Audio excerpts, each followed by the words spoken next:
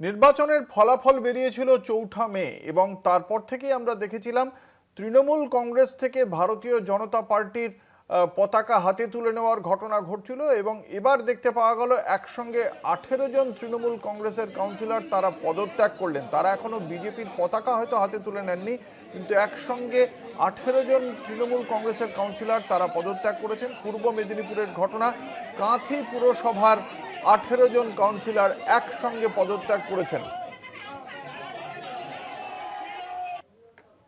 আমাদের সঙ্গে রয়েছেন আমাদের প্রতিনিধি সমীরণ সাউ। সমীরণ, কত সদস্যের এই কাঁথি পুরসভা এবং সেখানে ১৮ জন পদত্যাগ করার পর বাকি সদস্য কোন রাজনৈতিক দলের কতজন রইল এবং ১৮ জন কাউন্সিলর পদত্যাগ করার ফলে সেই অঞ্চলে পুরো পরিষেবা কিভাবে দেওয়া হবে সে বিষয়ে কি জানা যাচ্ছে?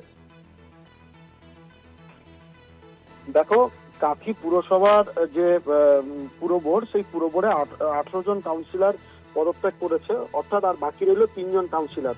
সেই ৩ জন কাউন্সিলর হচ্ছে বিজেপি মনোনীত ৩ জন কাউন্সিলর। ৩ জন কাউন্সিলর যারা বিজেপির প্রতীকে জয়লাভ করেছিল, সেই ৩ জন কাউন্সিলরই রয়েছে।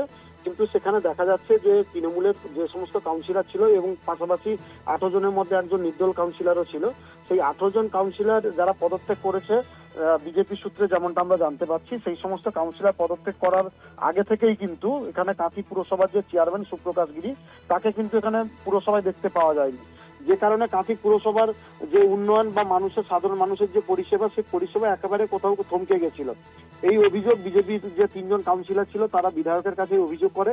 সেই অভিযোগের মূলে কিন্তু কাঁথি লোকসভার সাংসদ অর্থাৎ সৌমেন্দু অধিকারী, যিনি বিগত দিনে কাঁথি পুরসভার চেয়ারম্যানও ছিলেন, তিনি কিন্তু আজকে কাঁথি পুরসভায় আসেন এবং কাঁথি পুরসভায় সৌমেন্দু অধিকারী আসার আগে কাঁথি পুরসভাকে গঙ্গা জল দিয়ে ধুয়ে সেখানে পবিত্র করা হয়, যেটা বিজেপির পক্ষ থেকে দাবি করা হচ্ছে যে দুর্নীতির আসনে তৃণমূল কংগ্রেস বসেছিল, অর্থাৎ কাঁথি পুরসভায় যে দুর্নীতি হয়েছে, কাঁথি পুরসভার যেভাবে কালিমা নৃত্য হয়েছে, গঙ্গা জল দিয়ে ধুয়ে তাকে পবিত্র করা হয়েছে।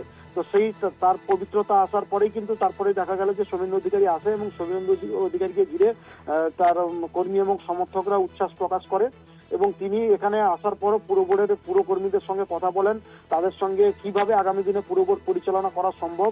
প্রয়োজনে মহকুমা শাসক অর্থাৎ এসডিওর কাছে তিনি আবেদন জানান যে উনাকে দায়িত্ব নিয়েই যাতে পৌরসভার বেহাল অবস্থাটা ফিরিয়ে আনা যায়। উনি নিজের হাতে দায়িত্ব নিয়ে যেন পুরসভাটা সচল রাখেন, মানুষের পরিষেবা ঠিক রাখেন এবং আগামী দিনে কিভাবে পুরসভা চালিত হবে সেই বিষয়ে তিনি দীর্ঘক্ষণ পুরসভা কর্মীদের সঙ্গে তিনি বৈঠক করেন এবং পাশাপাশি বিজেপির যে 3 জন কাউন্সিলর রয়েছেন তারা যেমনটা জানাচ্ছেন, তারা সকাল থেকে সন্ধ্যে পর্যন্ত কাঁথি পুরসভার মধ্যে থাকবেন এবং পুরো নাগরিকদের যাতে কোনো অসুবিধা না হয়, তাদের পরিষেবা যাতে কোনোভাবে বিঘ্নিত না হয় সে ব্যাপারটা নজর রাখবেন। শুধু তাই নয়, আজকে আর একটা বিষয় আমরা যেমনটা জানতে পারলাম যে শুভেন্দু অধিকারী রাজ্যের বর্তমান যিনি মুখ্যমন্ত্রী, তিনি সর্বোচ্চ চেষ্টা করবেন যে কিভাবে কাঁথি পুরসভাকে একটি মডেল পুরসভা তৈরি করা যায়। অর্থাৎ এই বিগত যে কিছুদিন যেখানে সৌমেন্দু অধিকারী 2022 সালে পুর নির্বাচনের বেশ কিছুদিন আগে, প্রায় 1 বছর আগে যখন তিনি কাঁথি পুরসভা ছাড়েন, তখন কিন্তু কাঁথি পুরসভা যেভাবে পরিচালিত হয়েছিল সেইভাবে কোথাও কাঁথি পুরসভার উন্নয়ন কিন্তু আর হয়নি, এমনটা বিজেপির পক্ষ থেকে দাবি করা হচ্ছে। এই দাবির ভিত্তিতে কিন্তু তিনারা যেমনটা বলছেন যে আগামী দিনে কাঁথি পুরসভাকে একটি মডেল পুরসভা তৈরি করা হবে এবং কাঁথি পুরসভার ক্ষেত্রে এই পুরো পরিষেবাটা দেওয়া হবে কি করে? এই পুরো পরিষেবা দেওয়া হবে, 3 জন কাউন্সিলর তারা কন্টিনিউ থাকবেন এবং প্রয়োজনে তারা কাঁথির যিনি মহকুমা শাসক রয়েছেন, মহকুমা শাসকের হস্তক্ষেপ চাইছেন এবং মহকুমা শাসকের হস্তক্ষেপ নিয়েই কিন্তু কাঁথি পুরো বোর্ডটা পরিচালনা হবে এবং নাগরিককে পরিষেবা দেওয়া হবে, এমনটা কিন্তু জানাচ্ছেন সৌমেন্দু অধিকারী। ধন্যবাদ। আমাদের সঙ্গে ছিলেন আমাদের প্রতিনিধি সমীরণ সাউ।